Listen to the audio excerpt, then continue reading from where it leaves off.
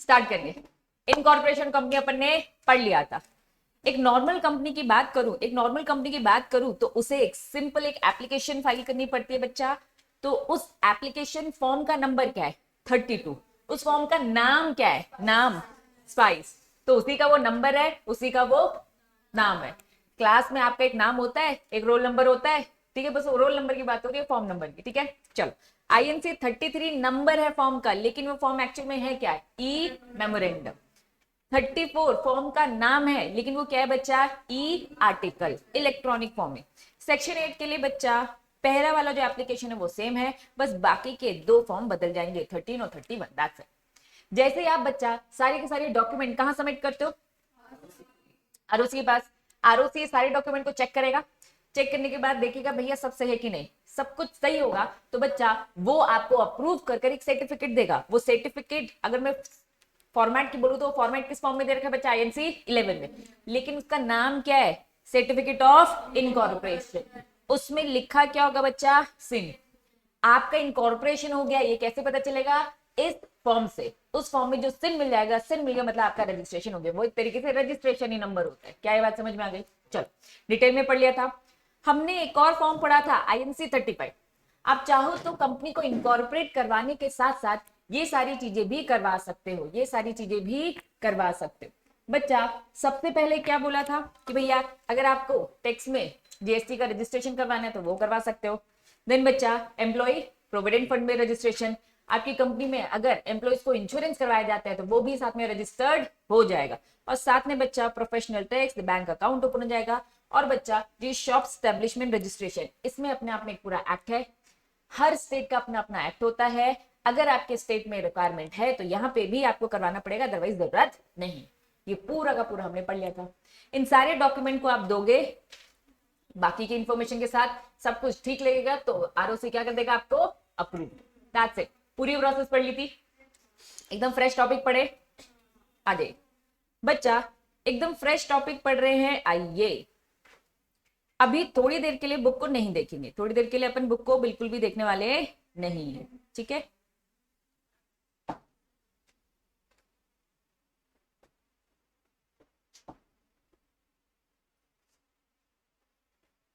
चलिए, ये दो इंपॉर्टेंट डॉक्यूमेंट,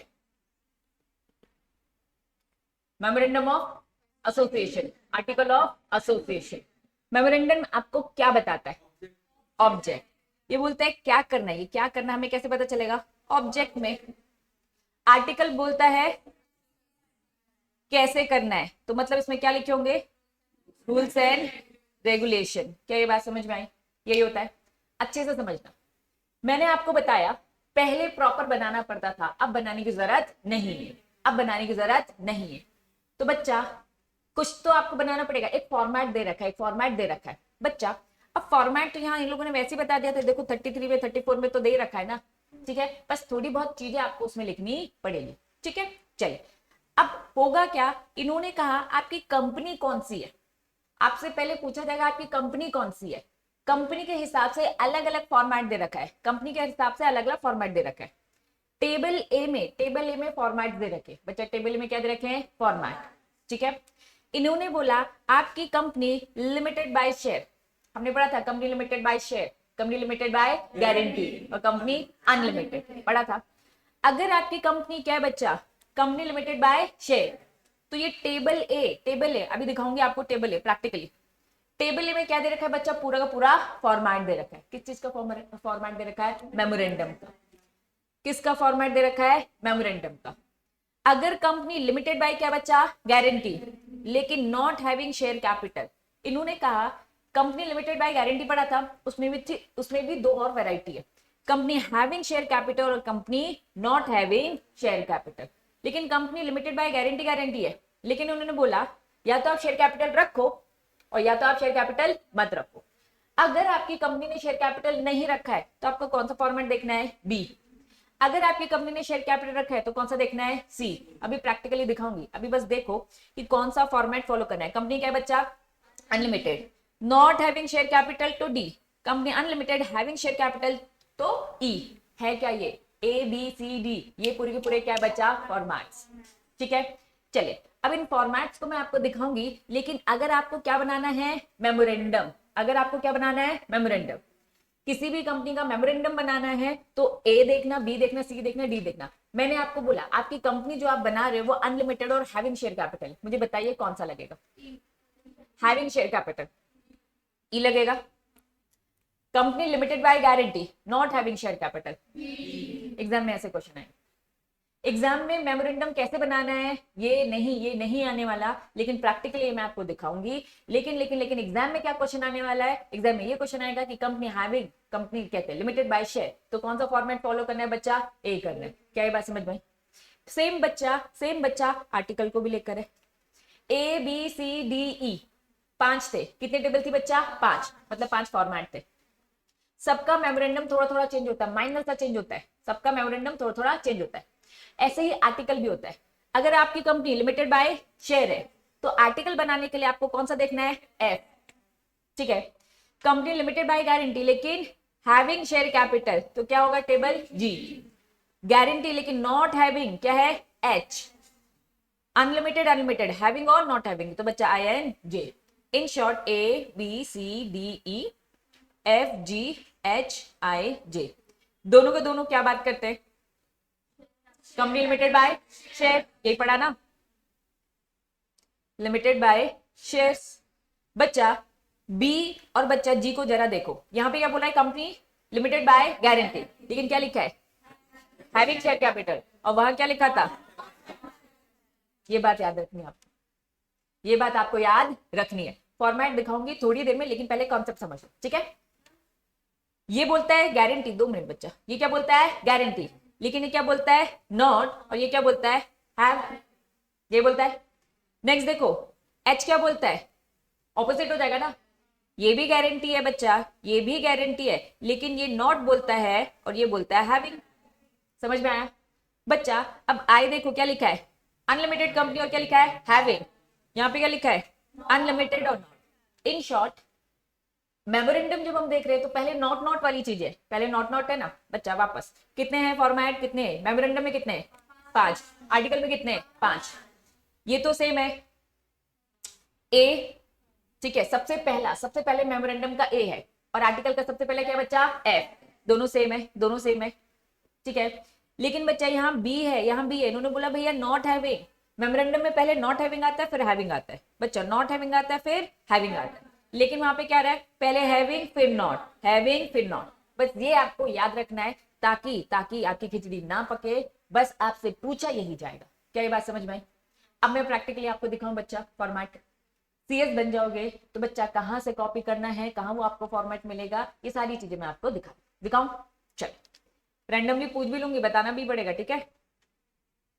सारी की सारी चीजें कहां मिलती है, एमजे, ठीक है। तो सबसे पहले लिखना, बस खुल जाए, MC21 कंपनीज एक्ट लिख दिया मैंने, ठीक है।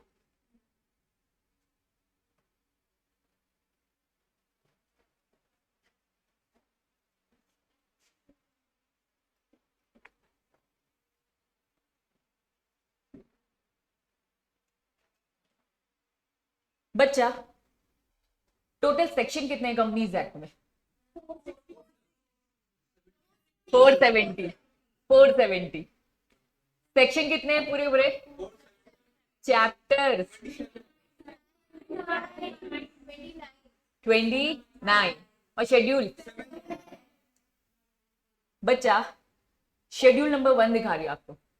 मैंने आपको क्या बताया था, शेड्यूल क्या होती है, पूरी लिस्ट होती है, कुछ ना कुछ इंफॉर्मेशन रहती है एक्स्ट्रा। चलो शेड्यूल 1 दिख रहा है बच्चा, शेड्यूल 1 में क्या लिखा है, memorandum of association and article, क्या लिखा है, टेबल ए लिखा है। फिर से शेड्यूल 1 है लेकिन फॉर्मेट क्या, टेबल बी। फिर बच्चा सी डी ई एफ, कहां तक होगा, 5 मेमोरेंडम के और 5 आर्टिकल के। बच्चा सबसे पहले वाला टेबल एक किसको लेकर था, मेमोरेंडम को लेकर, लेकिन company limited bye share. F किसको लेकर था, आर्टिकल को लेकर, लेकिन company limited bye share. Clear है? अब मैं टेबल ए में क्लिक कर रही हूं बच्चा, ठीक है, ओपन हो गया।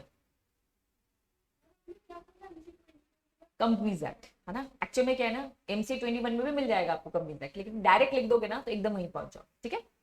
चलिए, अब बच्चा आपको टेबल ही दिख रहा है, टेबल के नीचे क्या लिखा है, मेमोरेंडम ऑफ एसोसिएशन, टेबल लिखा है, सबसे ऊपर तो शेड्यूल 1 लिखा है, फिर सेक्शन 4-5 लिखा है, ठीक है, फिर क्या लिखा है, टेबल है, फिर क्या लिखा है, memorandum of association company limited by shares. आपकी कंपनी लिमिटेड बाय शेयर है, तो बच्चा इन्होंने कह दिया ये है पूरा का पूरा, ये क्या है, फॉर्मेट, जो आपको बस क्या करना है, कॉपी करना है, खत्म। बच्चा अगर मैं आपको दिखाऊं कौन सा टेबल भी दिखाऊं, बी कौन सा था, गारंटी नॉट हैविंग, मेमोरेंडम था कि आर्टिकल था, मेमोरेंडम था।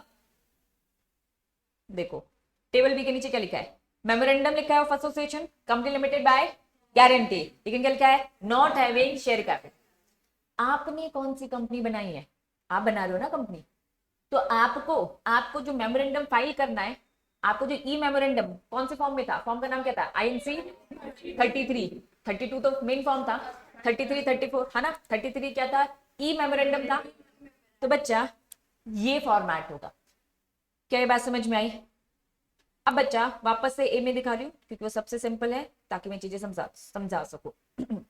ये बस फॉर्मेट है, इन्होंने बोला है डैश डैश, सबसे पहला पॉइंट देखो क्या लिखा है, the name of the company. आप अपनी कंपनी का नाम तो लिखोगे ना, आप मेमोरेंडम बना ली, पूरा फॉर्मेट है, बस जहां डैश डैश है वहां पे क्या करना है, आपकी कंपनी का नाम।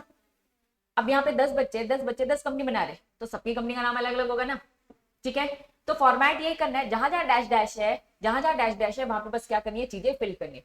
तो आपका जो ई मेमोरेंडम बनेगा वो ऐसा ही रहेगा, बस उस डैश में आपको क्या करना है बच्चा, कंपनी का नाम डालना है, ठीक है। दूसरे में क्या लिखा है, registered office of the company situated in the state, state पूछा है, जबलपुर की कंपनी बना रही, तो स्टेट कौन सा आएगा, MP, मध्य प्रदेश। आपको बस डैश में लिखना है, क्या ये बात समझ में आ रही है। अगर आप बच्चा गुजरात में बना रहे, महाराष्ट्र में बना रहे, तो स्टेट बदल जाएगा।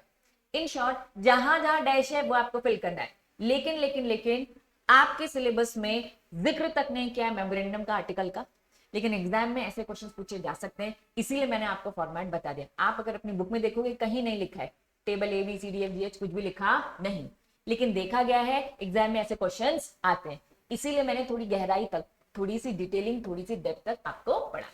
क्लियर है बच्चा।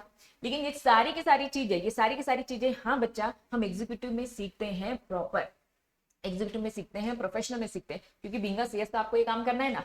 लेकिन अभी एंट्रेंस में कुछ भी नहीं है, लेकिन एग्जाम में पूछा जा सकता है, इसलिए मैंने आपको पढ़ाया। क्या ये बात समझ में आई। बस आपको क्या याद रखना है, ये सारी एंट्रीज आपको कैसे भरना है ये सब याद करने की जरूरत नहीं है, बस आपको क्या याद रखना है, कंपनी कौन सी है, उसमें कौन सा फॉर्मेट लगेगा, दैट्स इट। क्लियर है। चलो रैंडमली पूछ लो अभी, जी किस में लगेगा, जी पहले तो मेमोरेंडम में कि आर्टिकल, आर्टिकल गारंटी, हैविंग की नॉट हैविंग, पक्का क्लिक करूं, चलो देखते हैं, अरे खुला ही नहीं, चलो नहीं खुला, लेकिन हाँ क्या बच्चा, गारंटी वाला, सॉरी आर्टिकल है, गारंटी वाला है, लेकिन हैविंग, क्योंकि आर्टिकल का सबसे पहला क्या बच्चा, हैविंग, फिर नॉट आता है, मेमोरेंडम में स्टार्टिंग नॉट्स होती है, बस ये याद रखना है, ठीक है।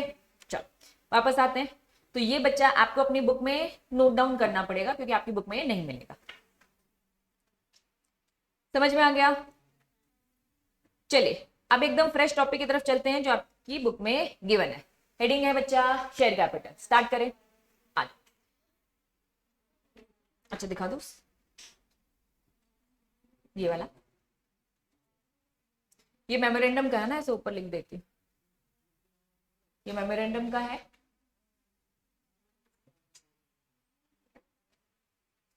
आज ओम ऑनलाइन आया है। चलिए देन ये आर्टिकल का, बाहर जाकर बात क्या करना लायक, बाहर जाके मौसी को बोलना, मौसी बाहर। चल हो गया बच्चा, आ जाओ फ्रेश टॉपिक स्टार्ट करेंगे, that was share capital. Start करें बच्चा। अब ये शेयर कैपिटल क्या है, बचपन से तो पढ़ रहे हैं दीदी, आ जाइए। शेयर कैपिटल बच्चा जो आप अपनी कैपिटल ना, जो आप अपने बिजनेस में लगाते हो, कितने टाइप है, 5। बचपन से क्वेश्चंस कर रहे हो उसमें, है ना, अकाउंट्स में। सबसे पहले क्या होता है? ऑथराइज, फिर क्या होता है? इशूड, फिर क्या होता है? फिर क्या होता है? चलो वन बाय वन समझेंगे। ऑथराइज कैपिटल क्या होता है?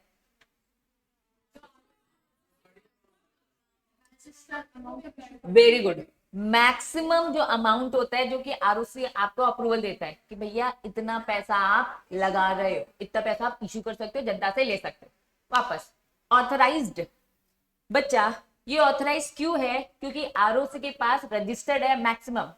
आप अपनी कंपनी में कितना पैसा, कितना पैसा, कितना शेयर इश्यू कर सकते हो। पैसा लगाएंगे, अपना भी लगाओगे, आपको भी शेयर मिलेगा। मेरी कंपनी है, मैंने 10 लाख लगाया बच्चा, तो 10 लाख के शेयर्स मेरे पास होंगे। ऐसा नहीं बस पैसा लगाए कोई प्रूफ नहीं, बदले में मेरे पास क्या होंगे? 10 लाख के शेयर्स होंगे। बच्चा, आपने आरओसी में क्या करवा दिया कि भैया 1 करोड़ तक के हम शेयर इशू कर सकते हैं। कितने? 1 करोड़ तक के हम शेयर इशू कर सकते हैं। दैट मीन्स अभी मैंने 10 लाख लगाया, आपने 10 लाख लगाया, किसी और ने 10 लगाया, हुआ ही कितना बच्चा? 30 लाख हुआ है। लेकिन मेरी लिमिट कितनी है? 1 करोड़ तक की। मतलब अभी भी मेरे पास क्या मौका है? शेयर इशू कर सकते हो, जनता से पैसे मांग सकते हो, अगर ये पब्लिक कंपनी है तो। क्या ये बात समझ में आ गई? पक्का। तो ऑथराइज कैपिटल मतलब सबसे मैक्सिमम अमाउंट जो कि कहां रजिस्टर्ड है? आरओसी के पास। क्लियर है? बच्चे एक बात बता दूं, जब आप अपनी कंपनी को रजिस्टर्ड करवा रहे होंगे तो आरओसी के पास आपको ऑथराइज कैपिटल बतानी पड़ेगी। अब आप अपने जो क्लाइंट आया होगा ना उससे पूछ लेना कि मैक्सिमम कितना रखूं। अब उसे तो पता नहीं, वो तो कहेगा ज्यादा से ज्यादा रख दो, ऐसे बोलेगा ना कि भाई हम ज्यादा से ज्यादा मार्केट से पैसा उठा सके। बच्चा, जितना ज्यादा अमाउंट उतनी ज्यादा फीस। किसको? आरओसी। आरओसी आपसे लेगा फीस। कंपनी बना रहे हो ना, कितना इशू करना चाहते हो? 1 करोड़, ठीक है, 1 करोड़ के हिसाब से हम आपको फीस लगा देंगे, अच्छी खासी फीस लेके, इसलिए 1 करोड़ मत लगाना। जब जरूरत ही नहीं है, अभी आपका 30 लाख में हो जाएगा, शायद 5 लाख में हो जाए, शायद 10 लाख में हो जाए, तो बच्चा कम करना। जितनी ज्यादा करोगे रजिस्टर्ड उतना ज्यादा आपको देना पड़ेगा, प्लस स्टैम्प ड्यूटी भी देना पड़ता है। आरओसी को क्या दोगे बच्चा? 1 करोड़ का रजिस्ट्रेशन, इसके हिसाब से फीस वो कैलकुलेट, आरओसी आपको फीस कैलकुलेट करके बताएगा। जब आप ऑनलाइन इसे डालोगे एमसी की वेबसाइट में, कुछ चीजें लॉक है ना बच्चा, है ना, कुछ चीजें लॉक है, तो वो सारी चीजें अभी लॉक फॉर्म है। आप उसमें डालोगे कि हम 1 करोड़ करना चाहते हैं, वो आपको तुरंत फीस कैलकुलेट चेंज होती रहती है। ठीक है, आरओसी अपनी फीस बताएगा कि भैया 1 करोड़ के लिए इतनी फीस है, तो शायद लाखों में भी देनी पड़ जाए आपको। वो चेंज होता रहता है, ऐसा कोई फिक्स नहीं है। ठीक है, वो बदलता रहता है। 1 करोड़ की फीस आपको क्या देनी पड़ जाए? लाखों में। क्या ये बात समझ में आई? Plus stamp duty, stamp duty भी देना पड़ेगा। अब स्टैम्प ड्यूटी कितनी होती है? हर स्टेट की अलग अलग होती है। किस स्टेट में बना रहे हो? जबलपुर में बना रहे हो तो स्टैम्प ड्यूटी किस हिसाब से लगेगी? एमपी गवर्नमेंट के हिसाब से लगेगी। महाराष्ट्र में बना रहे हो तो महाराष्ट्र के हिसाब से, तो स्टैम्प ड्यूटी भी अलग से लगेगी। मतलब बहुत सारा पैसा लगेगा कंपनी ही बनाने में। क्या ये बात समझ में आ रही है? तो बच्चा, 1 करोड़ तब लेना जब 1 करोड़ वो इश्यू करने वाला है। 1 करोड़ वो अभी इश्यू नहीं करने वाला। क्यों कर रहे हो? आप कहोगे नहीं 10 साल बाद करेंगे। अरे भाई 10 साल बाद करेंगे तो अभी से कितने पैसे पे कर रहे हो? चेंज कर लेना। क्या अमेंड नहीं हो सकती? चीजें आराम से बदली जा सकती है। ऑथराइज कैपिटल समझ में आया? उसके बाद क्या आता है बच्चा? इश्यू। इन्होंने कहा इश्यू से मतलब क्या है? जो आप जनता को, पब्लिक को क्या करो बच्चा? इश्यू करो। 5 टाइप के होते हैं। Very good. आईपीओ बच्चा 5 टाइप के होते हैं। पहला ऑथराइज बताया। ऑथराइज मतलब वो मैक्सिमम अमाउंट जो कि आप आरओसी में रजिस्टर करवाते हैं, वो मैक्सिमम, उससे ज्यादा आप इशू नहीं कर सकते। मान लो बच्चा 10 लाख का एग्जाम्पल लेते, चलो 10 लाख का एग्जाम्पल लेते हैं। ऑथराइज कैपिटल, ऑथराइज कैपिटल बच्चा जितनी जरूरत है उतना ही ऑथराइज कैपिटल लिखाना। जरूरत बढ़ रही है तो बाद में इंक्रीज कर देना। सब करवाएंगे, नॉर्मल कंपनी बच्चा। लेकिन लेकिन लेकिन अब वो पब्लिक को देगी क्या? तो उनकी लिमिट कितनी है मेंबर्स बनाने की? 200 है ना। प्राइवेट कंपनी की 200 है ना, तो दोस्तों को इकट्ठा करो। ठीक है, लेकिन जनता को ओपनली दे सकती है कि आईपीओ दे सकती है? नहीं। 200 तक के अपने आजू बाजू के लोगों को इकट्ठा कर सकती है, फिर उतना इश्यू करवा सकते हैं। हाँ हाँ, 1% कम, लेकिन उसकी एक लिमिट होती है। 1% की एक लिमिट होती है, अलग होती है। ठीक है, चले। ऑथराइज कैपिटल का एग्जांपल मैंने कितना लिया बच्चा? आरओसी को आपने कितना रजिस्टर करवाया है? 10 लाख। ये मैक्सिमम लिमिट हमने डिसाइड कर ली। ठीक है, अभी जरूरत हमें पूरे 10 लाख की नहीं है। हमने अभी इश्यू कितना किया बच्चा? 5 लाख। 5 लाख के अभी शेयर इश्यू किए, बस। पैसे आ गए हैं क्या? पैसे आ गए हैं क्या? नहीं। आरओसी को बताया कि हमने अपनी मैक्सिमम लिमिट कितनी डिसाइड करके किया है? 10 lakh. Authorise capital maximum limit कितनी है? 10 लाख। लेकिन अभी जनता को हमने शेयर कितना इश्यू किया? 5 लाख। तो इसे हम क्या बोलते हैं? Issued capital. अभी कंपनी को एक पैसा नहीं मिला है, अभी बस शेयर इशू किया है, दैट वाज इशूड। ठीक है, बढ़े आगे। बच्चा शेयर इशू किया, फॉर एग्जांपल मैं कंपनी, मैंने आपको शेयर इशू किया, शेयर साइन आपके पास, तो आप बदले में पैसा दोगे, पैसा दोगे।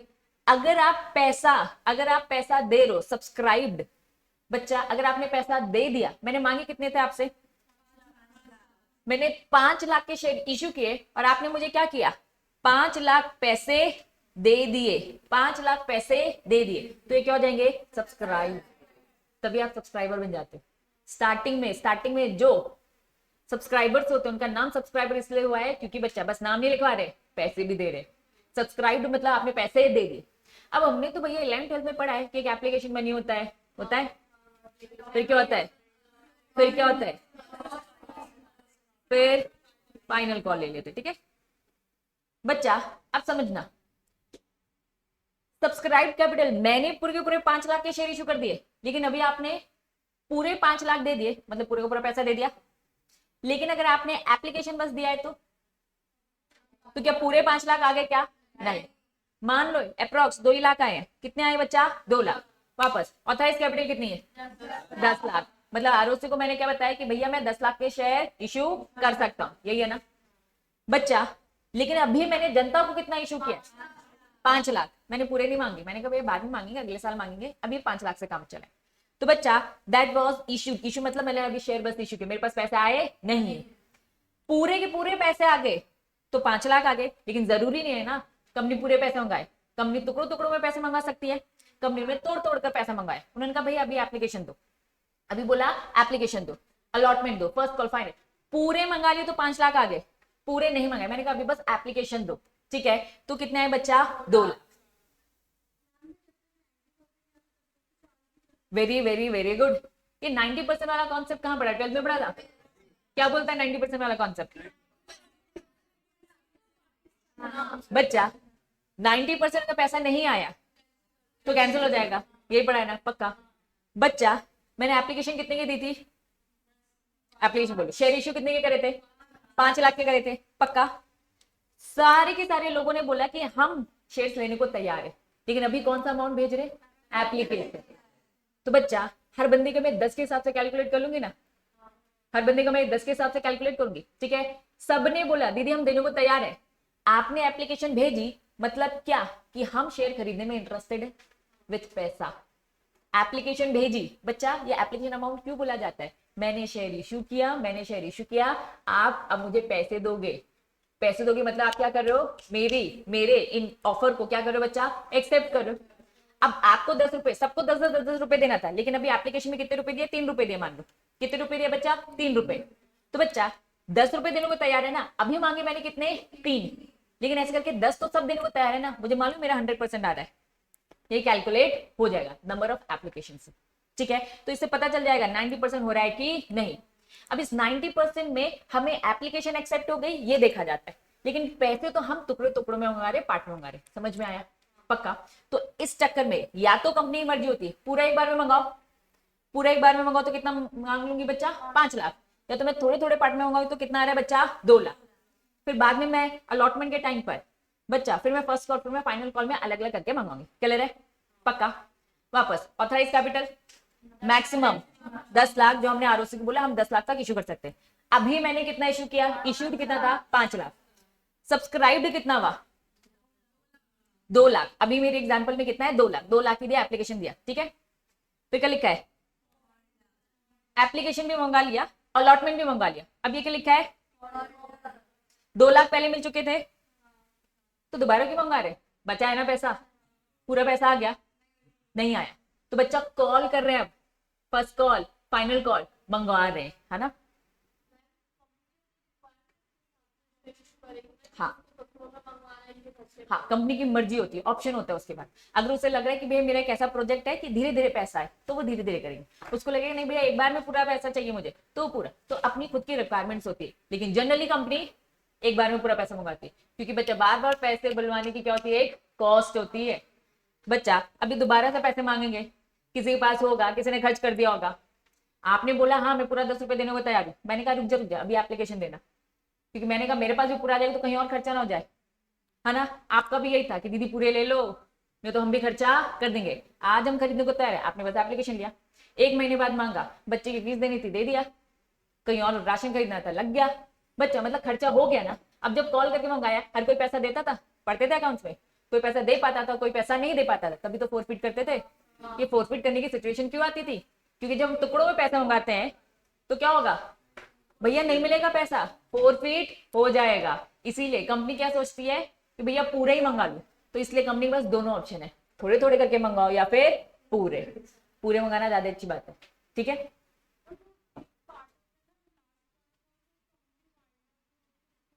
अलग अलग सिचुएशन होती है। कंपनी जो गारंटी वाली अगर है, गारंटी का अमाउंट भी अलग से रखा जाता है।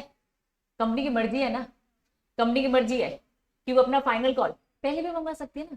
कंपनी ने बचा के रखा है तो वो उसका ऑप्शन है, कंपनी के पास ऑप्शन है कभी भी ये पैसे मंगवाए। तो उन्होंने अगर वाइंडिंग अप के लिए बचा के रखा तो बचा के रखे, लेकिन फिर कंपनी ऐसी सिचुएशन के लिए तैयार करती है गारंटर्स को कि भाई हमारी कंपनी लिमिटेड बाय गारंटी है, और गारंटर का अमाउंट कब होगा, जब कंपनी वाइंड अप होगी तब यूज होगा। अभी हमने देखा having share capital, not having, तो कंपनी अगर नहीं वाली है तो बिना शेयर होल्डर भी गारंटर बन सकते हैं, ठीक है। चलिए, गारंटर को क्या प्रॉफिट मिलता है, ज्यादा रिस्क ज्यादा प्रॉफिट, रिस्क हाई होता है।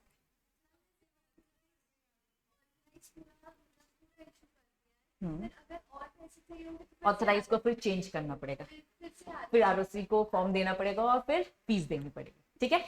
चलो पहले बताओ ऑथराइज क्या है, मैक्सिमम जो आरओसी के पास आपने लिखा है बदला जा सकता है, हाँ जितने बार बदलोगे उतने बार फीस भी देनी पड़ती है, इसलिए पहले सोच समझ लेना। आपको लग रहा है भैया इस साल 10 लाख 20 लाख में, तो पहले 20 लाख लिखवाओ। अगर आपको लग रहा है कि भैया 20 लाख हमने फ्री का लिखवा दिया, अभी तो 1 लाख की बस जरूरत थी, तो प्लीज मत लिखवाओ क्योंकि फीस ज्यादा देनी पड़ती है। इश्यूड, आपने कितना शेयर इश्यू किया, पैसा भी नहीं आया। सब्सक्राइब्ड, पैसा आया है, पैसा आया है, पूरा भी आ सकता है, कंपनी के पास ऑप्शन है, पूरा का पूरा 5 लाख भी तो मंगा सकते हैं। तो कॉल्ड अप भी क्या होगा, सेम बच्चा, पूरा का पूरा सब्सक्राइब्ड हो गया, पूरा का पूरा क्या हो गया बच्चा, सब्सक्राइब्ड हो गया, मतलब पूरे पैसे आ गए। 10 रुपए का शेयर था, पूरा 10 रुपए आ गया तो 5 लाख आ जाएगा। लेकिन अगर बच्चा एप्लीकेशन बस आई तो कितना होगा बच्चा, 2 लाख होगा। अगर 2 लाख आए तो कॉल्ड अप करके और पैसे मंगवाएंगे, बाकी के 3 लाख मंगवाएंगे। 3 लाख आ गए, 3 लाख आ गए तो हम क्या बोलेंगे बच्चा, अब पेड अप हो गया। मतलब पेड अप कितना हो गया, पूरे के पूरे 10 रुपए के हिसाब से। इन शॉर्ट पूरा पैसा एक बार में मंगा लिया बच्चा, 2 सिचुएशन बता रही हूँ, 2 सिचुएशन वापस से। पूरा पैसा एक बार में मंगवाया, पूरा पैसा एक बार में मंगवाया तो इश्यूड बच्चा मैंने किया 5 लाख, 5 लाख किया, मैंने कहा पूरा पैसा दो एक बार में, तो सब्सक्राइब भी कितना होगा, 5 लाख, कॉल्ड अप भी कितना होगा, 5 लाख, कुछ बचा ही नहीं है ना बच्चा, पेड अप भी कितना होगा, 5 लाख। अगर मैंने कहा कि भैया मैं पार्ट में मंगाऊंगी, तो इश्यूड मैंने कितना किया था बच्चा, इश्यूड मैंने 5 लाख किया था, लेकिन सब्सक्राइब कितना हुआ, 2 लाख हुआ, क्योंकि एप्लीकेशन के हिसाब से दिया। फिर मैंने कॉल्ड अप मंगवाया तो बचा बुचा कितना मंगवाऊंगी, 3 लाख मंगवाऊंगी, तो कितना पेड अप हो जाएगा, फिर 5 लाख हो जाएगा ना, पूरा का पूरा। 2 लाख पहले दे चुके थे, 3 लाख बाद में दिया तो ये जाएगा पेड अप। अगर आप नोटिस करोगे हर लिमिट जो भी हम पढ़ते हैं उसमें पेड अप लिखा होता है, क्या सब्सक्राइब लिखा होता है, क्या इश्यूड लिखा होता है, कॉल्ड अप लिखा होता है, हमेशा क्या लिखा रहता है, पेड अप।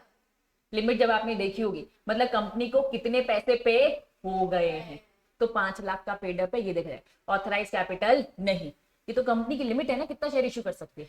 क्या ये बात समझ में आ गई, कम हो जाएगा, हो जाएगा, फोरफिट होने में डिफॉल्ट ही तो होता है। इसीलिए कंपनी को क्या सजेस्ट करोगे, एक बार में मंगा लो भैया फोरफिट। अभी बंदे के पास पैसा है, वो कह रहा है खरीद लूंगा, 1 महीने बाद मंगाओगे, नहीं है, फोरफिट कर लो अब, ठीक है।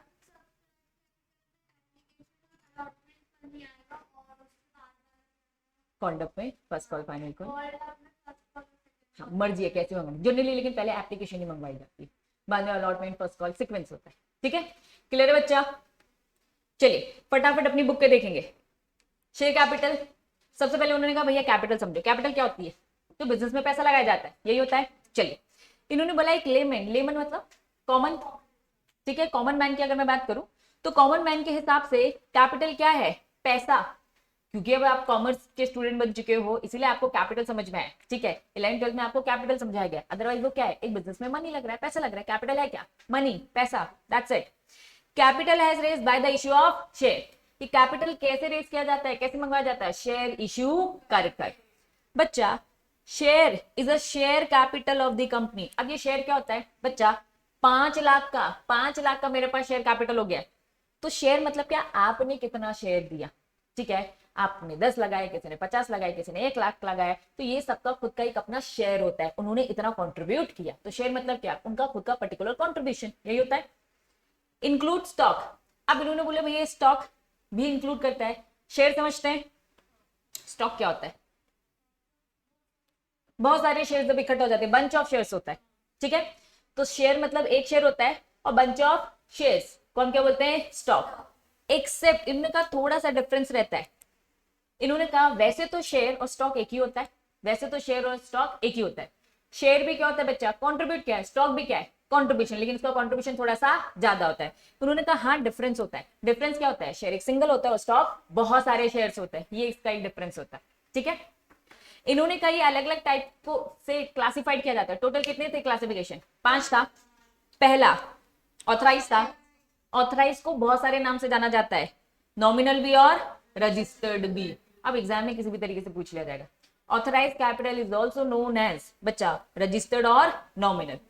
ऑथराइज बाय दी, ये आप मेमोरेंडम में लिखते हो, मेमोरेंडम में आप लिखते हो, मेमोरेंडम बनाते हैं उसमें आप अपनी मैक्सिमम अमाउंट लिखते हो, मैक्सिमम अमाउंट लिखते हो ताकि आप उस मेमोरेंडम को कहां भेज सको, आरओसी के पास। क्या ये बात समझ में आ गई, पक्का। पहला ऑथराइज समझ में आ गया। दूसरा क्या लिखा है, इशू में क्या बताया था, शेयर इशू करे, अभी पैसे नहीं आए हैं, ठीक है। कंपनी ने इशू किया है फॉर दी सब्सक्रिप्शन, कि आओ हमारी कंपनी के शेयर सब्सक्राइब करो, खरीदो।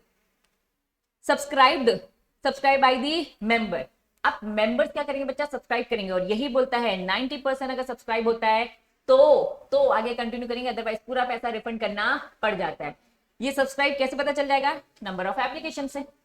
पूरा पैसा आ गया, पूरा पैसा आ गया तो बच्चा आपको पूरा 100% मिल गया, लेकिन मिनिमम कितना तो होना चाहिए, 90% तो होना चाहिए।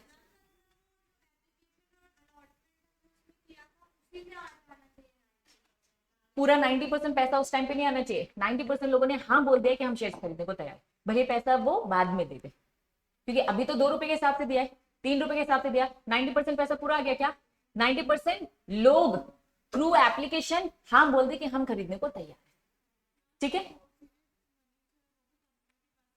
हाँ हाँ, फोरफिट हो जाता है तो कंपनी के पास ही वो शेयर जब्त हो जाते हैं। वो शेयर सर्टिफिकेट, जो शेयर तो आपके पास है, पैसे मेरे पास है, एप्लीकेशन मनी आपने मुझे दे दिया है, अलॉटमेंट मुझे दे दिया है, लेकिन शेयर सर्टिफिकेट तुम्हारे पास है ना, मैंने इसको फोरफिट कर दिया, मतलब तुम्हारे पास जो शेयर रखे उसकी अब कोई वैल्यू नहीं है, वो खत्म है, और वो पैसे जब्त हो गए मेरे पास। कर सकते, उसे रीइश्यू भी किया जा सकता है, पड़ा होगा अकाउंट्स में, फर्दर रीइश्यू करते हैं है ना, तो वो रीइश्यू करके और डिस्काउंट में, प्रीमियम में, ठीक है। चलो समझ में आया, सब्सक्राइब समझ में आ गया। नेक्स्ट कॉल्ड अप क्या बताया था, अगर पहली बार में पूरा पैसा आ गया तो जो सब्सक्राइब है वही कॉल्ड अप होगा, लेकिन भैया एप्लीकेशन मनी मंगाए तो अब क्या कर रहे हैं, कॉल फॉर दी पेमेंट, बचा बुचा 3 लाख मंगाओ। नेक्स्ट बचा बुचा पे कर देंगे तो 3 लाख हो जाएगा, तो पूरा पेड कितना हो गया, 2 लाख प्लस 3 लाख टोटल 5 लाख।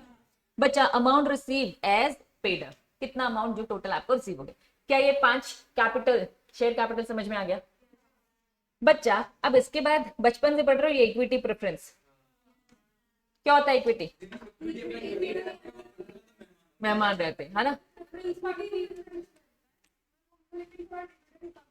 किसको डिविडेंड कम मिलता है, प्रेफरेंस वाले,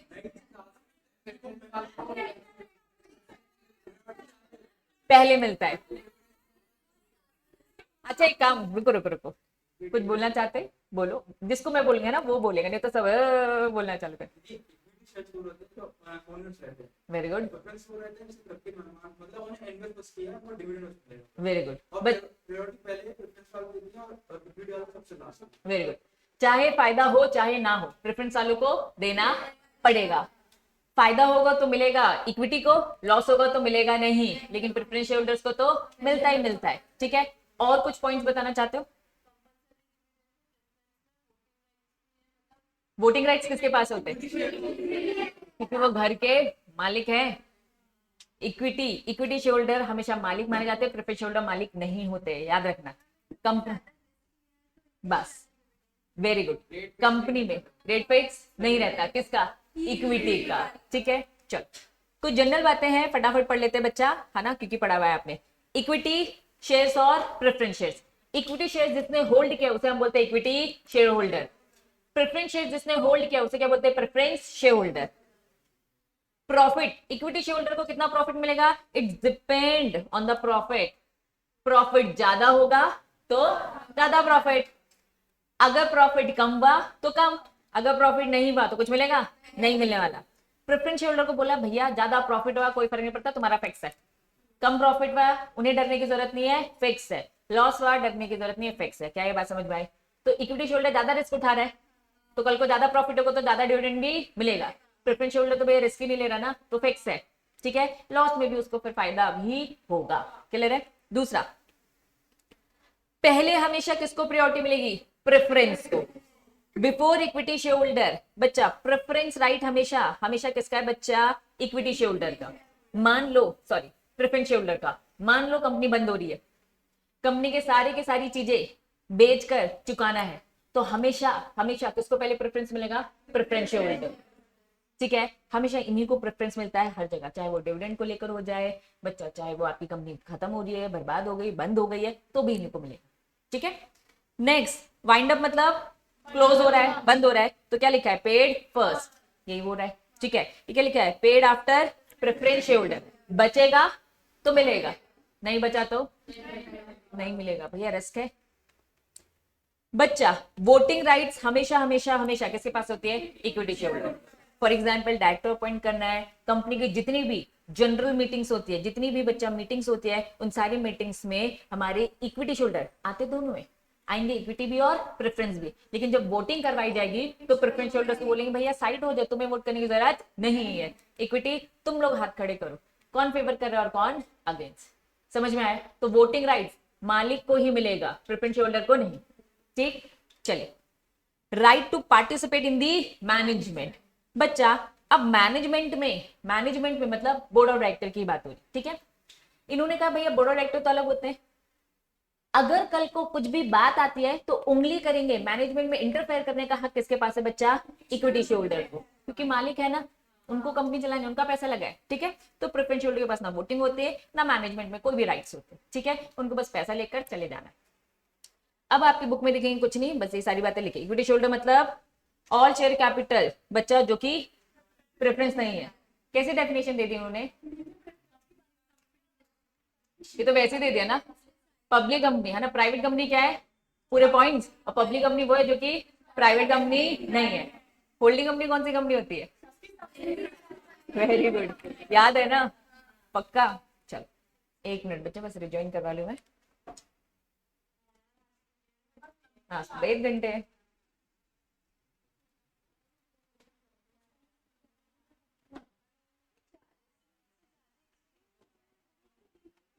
नहीं नहीं, स्टार्ट करने में थोड़ा 5-10 मिनट हो जाता है ना। चलो बच्चा, प्रेफरेंस शेयर होल्डर को क्या बोल दिया? जिसको क्या मिलता है? प्रेफरेंस। यहां बताइए क्या प्रेफरेंस मिलता है? डिविडेंड में प्रेफरेंस मिलता है ना, फिक्स अमाउंट होता है और फिक्स रेट होता है। और कहां प्रेफरेंस मिलता है? वाइंडिंग अप में वापस। प्रेफरेंस शेयर होल्डर बच्चा, कभी भी अगर आपसे मीनिंग पूछा जाता है ना, प्रेफरेंस शेयर्स मतलब वो शेयर्स जिसमें 2 टाइप की प्रेफरेंस मिलती है। पहली प्रेफरेंस क्या? डिविडेंड को लेके। दूसरा क्या? जब कंपनी वाइंड अप होगा तो रीपे पहले किया जाएगा, तो डिविडेंड पहले मिलेगा और वाइंडिंग अप के टाइम पर रीपेमेंट पहले होगा। क्या ये बात याद रहेगी? पक्का पक्का। चलो, इक्विटी शेयर होल्डर वो होते हैं जो कि प्रेफरेंस शेयर होल्डर्स नहीं होते, बस ये याद रखना है, अगली बार पूछूंगी तो बता देना, ठीक है। प्रेफरेंस शेयर वो शेयर जिसमें 2 टाइप के राइट मिलते हैं, डिविडेंड का और वाइंडिंग अप में रीपेमेंट का, ठीक है। इक्विटी शेयर वो जो कि प्रेफरेंस शेयर नहीं होते, याद रहेगा, पक्का। चलो मार्क हो गया। इससे पहले वाला भी, ये वाला, यहाँ पे शेयर्स खत्म होता है, एकदम फ्रेश टॉपिक आएगा, इंटरेस्टिंग टॉपिक आएगा।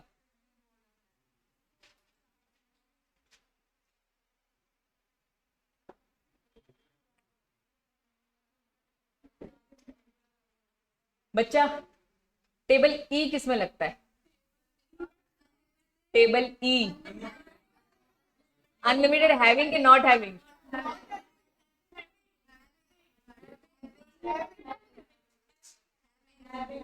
कहीं लिखा है तुम लोगों ने? जिसने लिखा है वो देखो भाई, जिसने लिखा है टेबल ई हैविंग है पक्का।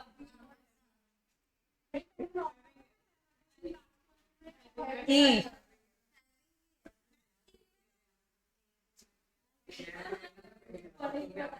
लेकिन अनलिमिटेड बताना भी है ना, मेमोरेंडम भी है, ऐसे भी बताना है, बस हैविंग नॉट हैविंग नहीं बताना है। तो सबसे पहले बताना है दीदी मेमोरेंडम है, फिर कौन सी कंपनी, अनलिमिटेड वाली, फिर बताना है हैविंग, बस डायरेक्ट हैविंग मत बताना, ठीक है। देखो एग्जाम में जब आएगा ना तो पहले थोड़ा सा ना ऐसे मेमोराइज कर लेना या फिर कहीं लिख लेना। देखो होता क्या, एक बात मैं बता दूं, तुम्हारा पेपर कभी भी सेंटर में नहीं हो पाया और ना ही हो पाएगा अब, ठीक है। कोविड के टाइम पे वो लोग लेकर आए थे, ठीक, उनका रूल था कि कोविड जब ठीक हो जाएगा तो हम सेंटर में करवाएंगे, लेकिन उनका इतना मन लग गया है, उनकी इतनी कॉस्ट कटिंग हो रही है कि वो कह रहे भैया घर में बैठ के अगर टेस्ट हो रहा है तो क्या ही दिक्कत है। अगर सेंटर में बैठे बैठे होता तो आपको एक पेपर पेन मिलता है जिसमें आप थोड़ा रफ वर्क कर पाते, लेकिन क्योंकि अब आप घर पर हो बैठे, उन्होंने कहा भैया पेपर पेन होना ही नहीं चाहिए, क्योंकि वो कैसे चेक करेंगे आपको।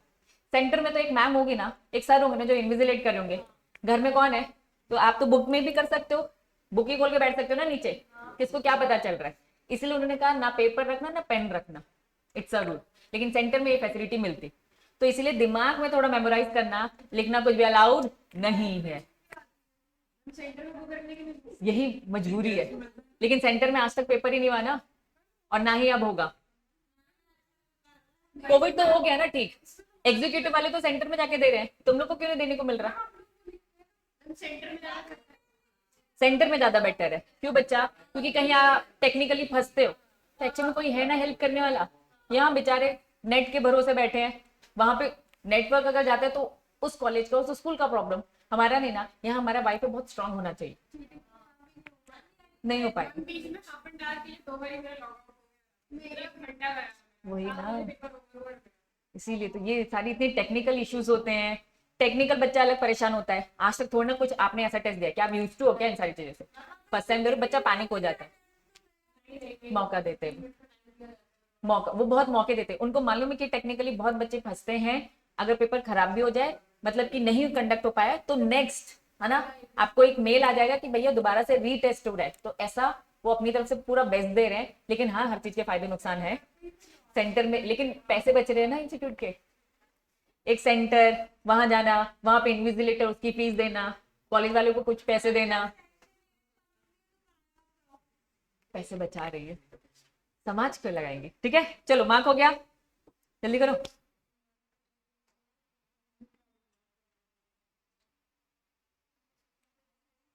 सबका हो गया ना, पक्का पक्का। नेक्स्ट हेडिंग बताओ क्या है, सीखे समझे, यही हेडिंग, बोर्ड ऑफ डायरेक्टर्स। आ जाइए बच्चा, पहले कुछ चिल्लर बातें समझेंगे। बोर्ड ऑफ डायरेक्टर एक्चुअली होते कौन है, जो कंपनी चलाते हैं। कायदे से बताओ ये एम्प्लॉय है, ये कंपनी के क्या है, एम्प्लॉय। मालिक कौन है, शेयर होल्डर्स ना। अगर मैं कंपनी की बात करूं तो भैया ओनर कौन है, ओनर कौन है, हमारे शेयर होल्डर्स। और बाकी जो बोर्ड ऑफ डायरेक्टर वो क्या होंगे, कंपनी में काम करने वाले एम्प्लॉयज हैं। तो ये बोर्ड ऑफ डायरेक्टर, ओनर ने भरोसा किया है बोर्ड ऑफ डायरेक्टर के, भाई हम तो पैसे लगाने वाले लोग हैं, हम आप पे भरोसा कर रहे हैं कि आप कंपनी में कंपनी को अच्छे से चलाओगे। पूरा का पूरा पैसा किसके पास रखा रहता है, बोर्ड ऑफ डायरेक्टर पास।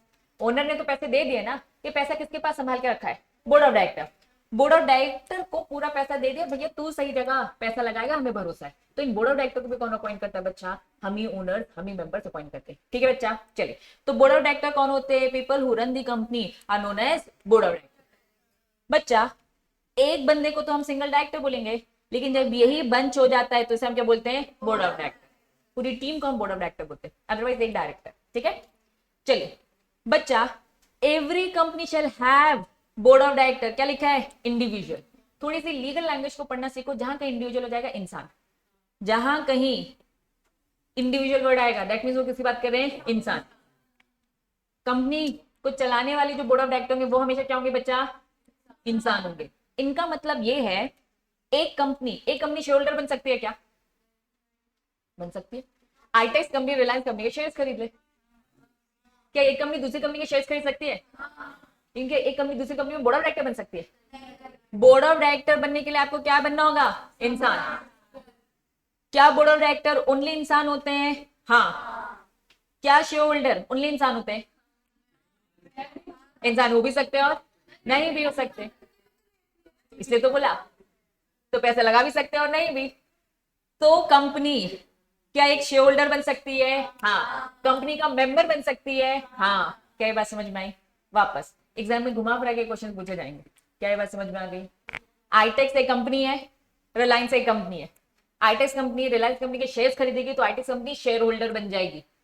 मैं एक इंसान हूं, इंसान भी शेयर खरीद सकता है, और बच्चा एक आर्टिफिशियल बॉडी, कंपनी भी शेयर खरीद सकती।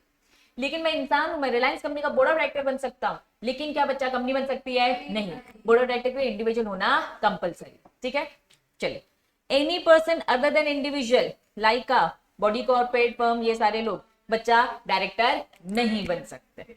चलिए, नंबर ऑफ डायरेक्टर की बात करेंगे बच्चा। पब्लिक कंपनी में मिनिमम कितने डायरेक्टर चाहिए? प्राइवेट कंपनी में मिनिमम, ओपीसी में मिनिमम, मैक्सिमम कितना? कितने? Very good. अब मैक्सिमम याद रखना, मिनिमम याद है ना, मैक्सिमम याद रखना कितना? क्या कभी हम 15 से ज्यादा नहीं कर सकते? कर सकते हैं, लेकिन उसके लिए क्या करना पड़ेगा? स्पेशल रेजोल्यूशन, जिसको हम शॉर्टकट में एसआर बोलते हैं। अब ये है क्या, समझेंगे अब हम। बच्चा मीटिंग होती है, एक मीटिंग होती है मेंबर्स की। मेंबर्स की मीटिंग को हम बोलते हैं जनरल मीटिंग, समझना। मेंबर्स की मीटिंग को हम बोलते हैं बच्चा जनरल मीटिंग। आप सब कंपनी के मेंबर्स हो, ठीक है। मेरी कंपनी में 15 डायरेक्टर मैंने अपॉइंट कर लिए, लेकिन काम बहुत ज्यादा है। बच्चा इन डायरेक्टर को अपॉइंट करने के लिए मेंबर से पूछना है, तुम लोग मालिक हो, डायरेक्टर क्या है? एम्प्लॉई है। हम सारे के सारे 15 बोर्ड ऑफ डायरेक्टर ने डिस्कस किया, डिसाइड किया कि भैया हमें 2 डायरेक्टर की और जरूरत है। हम 15 हैं, हम 15 है, 2 और चाहिए, टोटल कितने हो जाएंगे? 15 तक मेंबर से पूछने की जरूरत नहीं है, लेकिन 15 से ऊपर मेंबर से पूछने की जरूरत है। अब क्या मैं 15 से ऊपर जा रही हूँ? हाँ। तो 15 से ऊपर जा रही हूँ, 2 डायरेक्टर अपॉइंट कर रही हूँ, तो पहला मेरा स्टेप क्या होगा बच्चा? मीटिंग कंडक्ट करवाना। मीटिंग कंडक्ट करवाना किसकी बच्चा? मेंबर्स की। मेंबर्स की मीटिंग कंडक्ट करवाऊंगी और मैं उनसे डिस्कस करवाऊंगी, और मैं पूछूंगी कितने लोग कह रहे हैं कि हाँ, कि हम इन 2 डायरेक्टर को अपॉइंट कर लिए, कितने लोग हाँ बोल रहे फेवर में और कितने लोग अगेंस्ट में। तो ऐसे ना वोटिंग करवाई जाती है, ऐसे वोटिंग करवाई जाती है। मैं प्रॉब्लम में हूं ना, कि 2 डायरेक्टर को अपॉइंट करना है, आप मेरी प्रॉब्लम का सॉल्यूशन लेकर आए हो, हाँ बोलोगे या फिर ना बोलोगे? अगर आपने ना बोल दिया तो मैं नहीं अपॉइंट कर सकती, क्योंकि भैया करता धरता मालिक, पैसे किसके लगे हैं? आपके। आप ना बोलोगे तो कुछ सोच समझ के बोलोगे ना, ऐसे ही मजा आ रही है भैया हम ना बोल रहे, ऐसा तो नहीं करोगे ना। डायरेक्टर अपनी बातें रखेगा, हमें 2 लोगों की क्यों जरूरत है, कहाँ कहाँ फंस रहे हैं हम। तो आपको जेन्युइन लगेगा आप तो हाँ बोलोगे, जेन्युइन नहीं लगेगा तो बच्चा ना बोलोगे ना। अगर आपने ना बोल दिया, बोर्ड ऑफ डायरेक्टर कुछ नहीं कर सकता, आप ही मालिक हो, 15 ही रहेंगे।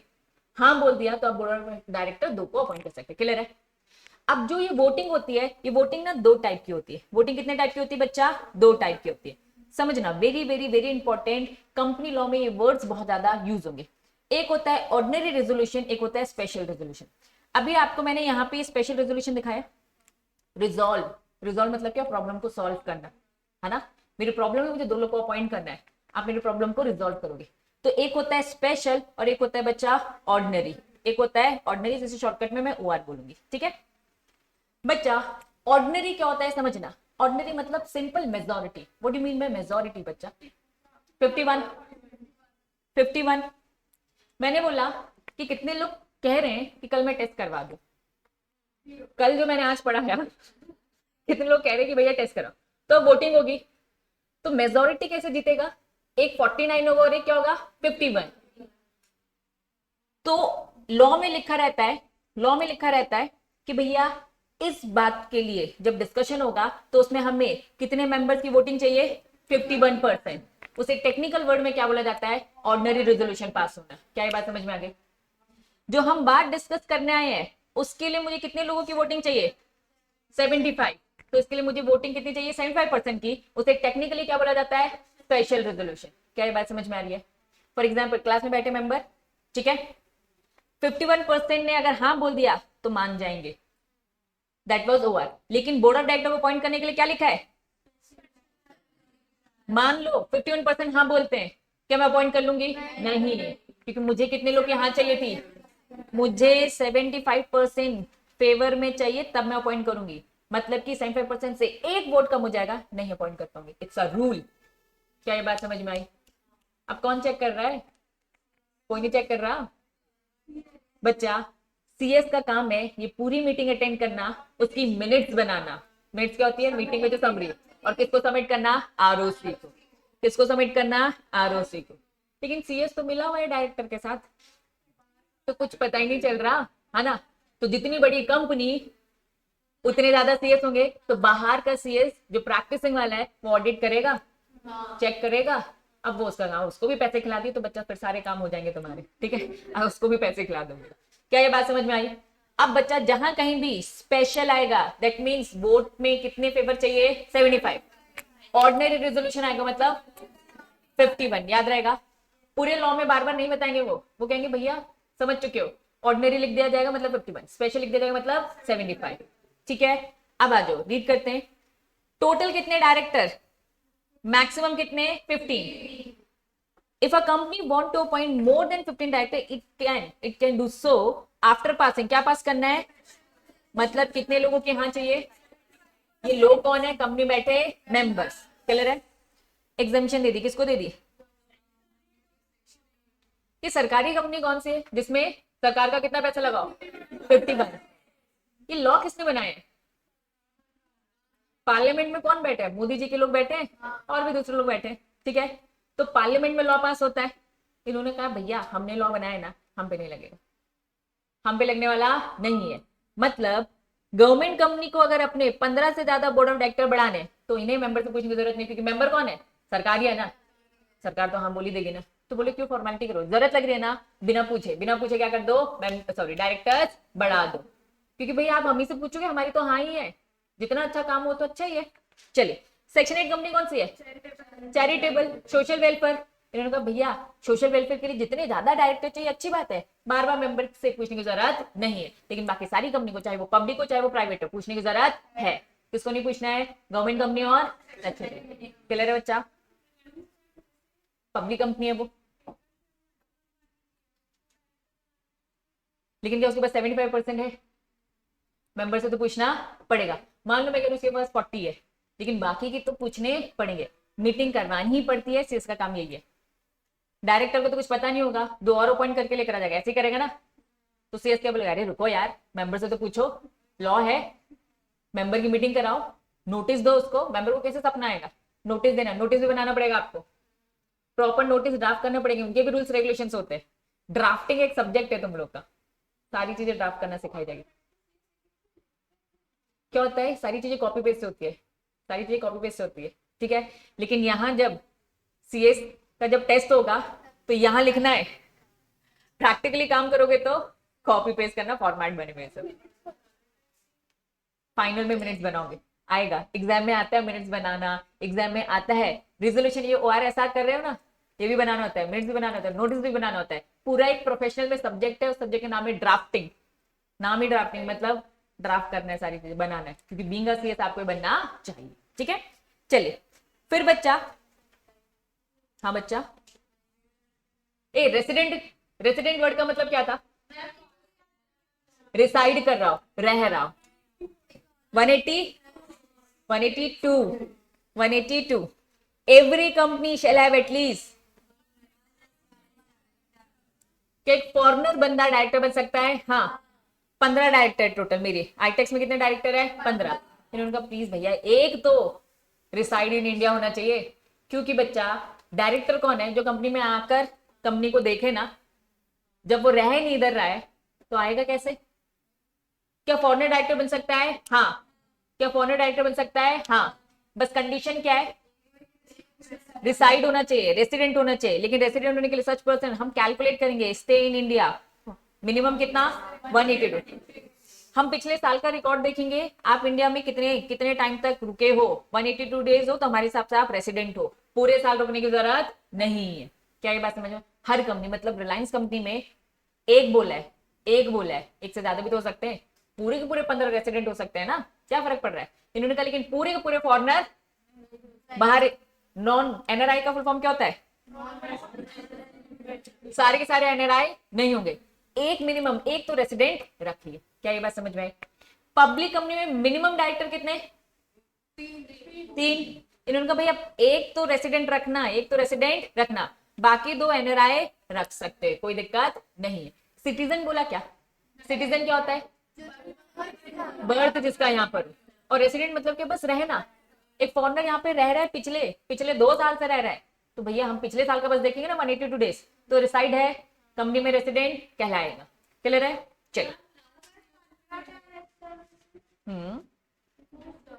हाँ तू बोल दे भाई, भूल जाएगी नहीं तो। अरे ना लाइक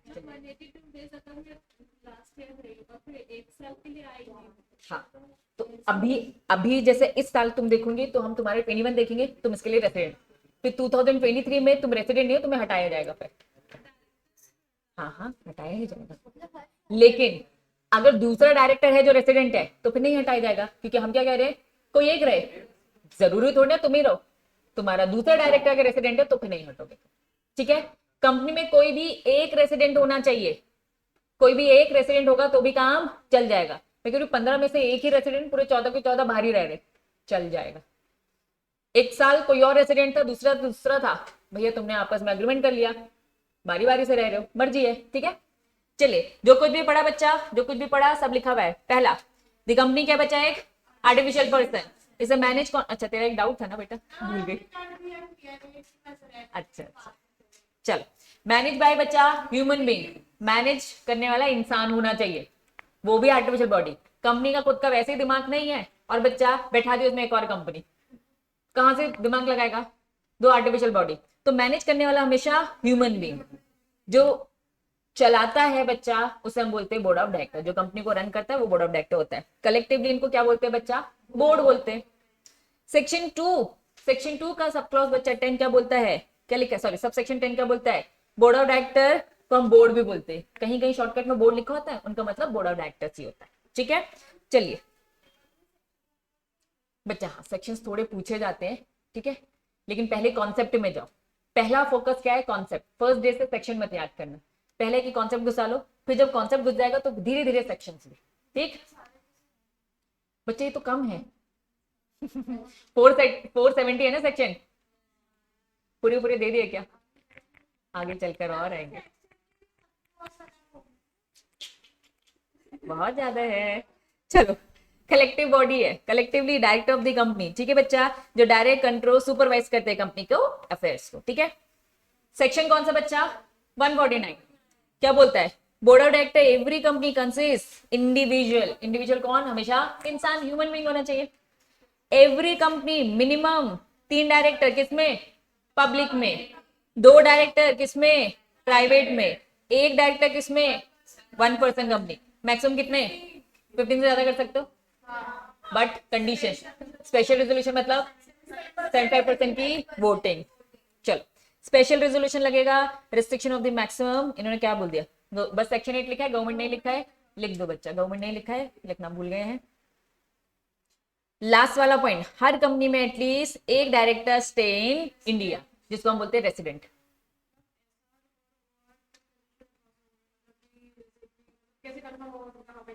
लॉ में सब लिखा हुआ है, जैसे अभी लॉ ने बताया ना, डायरेक्टर को बढ़ाना है तो एसआर स्पेशल, तो ऐसे अभी आपने पूरे लॉ नहीं पढ़े। सेक्शन 470, ऐसे पूरे टोटल सेक्शन आपके 470 है। हर एक्ट, हर सेक्शन में कुछ कुछ बातें लिखी है, जिसमें लिखा है ओआर उसमें ओआर ही पास है, जिसमें लिखा है, ठीक है, जिसमें ऐसा लिखा है। अब होता क्या है समझना, जो ज्यादा क्रूशियल होता है डिसीजन, जो ज्यादा क्रूशियल होता है, ज्यादा इंपॉर्टेंट होता है, ऑब्वियसली उसमें क्या होगा बच्चा? एसआर। तो थोड़ा सा चिल्लर होगा, उसमें क्या बोलेंगे? ओआर। ठीक है? तो मेन क्या है, लॉजिक क्या है बच्चा? इंपॉर्टेंट चीजों में एसआर, जो थोड़े से कम इंपॉर्टेंट है उसमें ओआर होता है। लेकिन हाँ, पूरे जो 470 पढ़ोगे तो धीरे धीरे आपको पता चलता जाएगा किस किस में बोला है। अभी एक पता चला, हो जाता है, आप इतना पढ़ लेते हो, आप इतना काम कर लेते हो, काम करते करते ज्यादा याद होता है, ये मैं बता दूं। ठीक है? पढ़ते पढ़ते तो हम एग्जाम ओरिएंटेड हो जाते हैं कहीं ना कहीं, हमें लगता है एग्जाम पास करना है, याद अभी कुछ नहीं करना। लेकिन जब आप काम इतना कर लेते हो ना तो ऑटोमेटिक चीजें याद हो जाती है। ठीक है? चलिए, क्या लिखे बच्चा? Stay in India not less than minimum कितना? 180 डेज। बच्चा आपकी बुक में क्या कैलेंडर ईयर लिखा है? कैलेंडर ईयर काट दो, फाइनेंशियल ईयर, क्या डिफरेंस समझते हो? कैलेंडर और फाइनेंशियल, कैलेंडर मतलब जनवरी टू दिसंबर, फाइनेंशियल ईयर मतलब अप्रैल टू मार्च। वेरी गुड, ठीक है। तो लीगल बच्चे हो, अब मैं कॉमर्स नहीं बोलूंगी, अब मैं क्या बोलूंगी, लीगल के स्टूडेंट हो। आपके लिए एक एक वर्ड की इंपॉर्टेंस है। आप जब लॉ पढ़ोगे तो अच्छे से देखना, फाइनेंशियल कहीं कहीं कैलेंडर भी लिखा होगा। अभी जब लॉ पढ़ोगे तो एक्चुअली में बच्चा आपको कहीं कहीं कैलेंडर भी दिखेगा, जहां कैलेंडर लिखा है वहां कैलेंडर, और जहां फाइनेंशियल वो फाइनेंशियल, वो याद रखना पड़ता है। अभी तक जितना कुछ भी पढ़ा फाइनेंशियल ही है, लेकिन अभी आएगा, इसलिए पहले बता दिया कैलेंडर भी आएगा, ठीक है।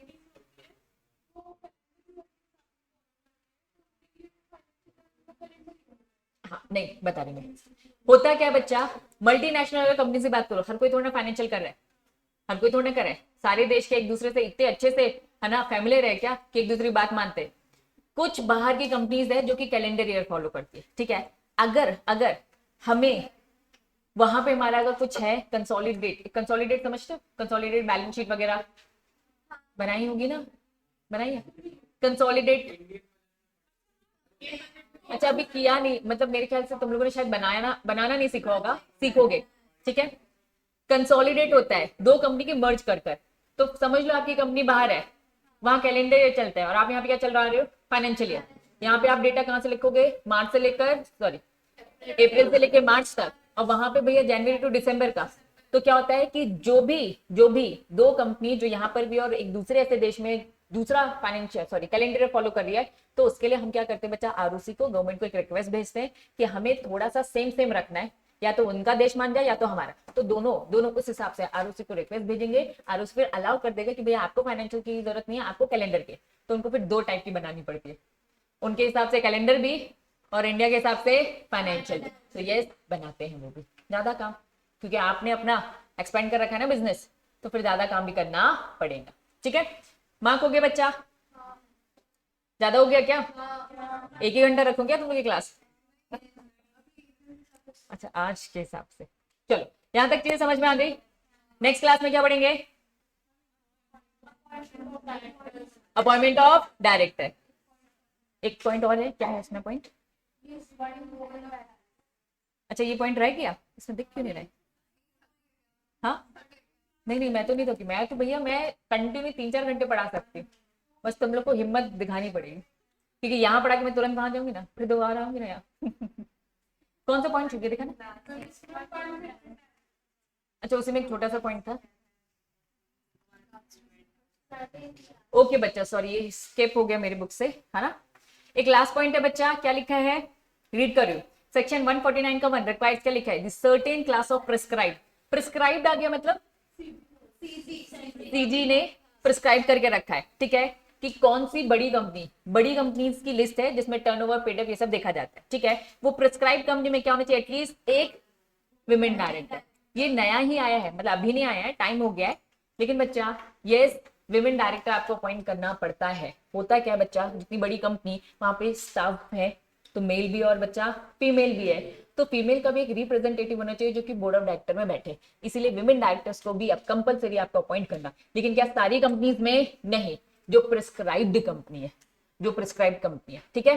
तो प्रिस्क्राइब कंपनी जो सीजी ने प्रिस्क्राइब करके रखी है, एक लिमिट है, लेकिन हाँ वो लिमिट क्या है, बड़ी कंपनीज में लगती है, छोटी कंपनीज में, क्योंकि छोटी कंपनीज में इतनी फीमेल स्टाफ भी नहीं है, ठीक है, रख सकते हैं।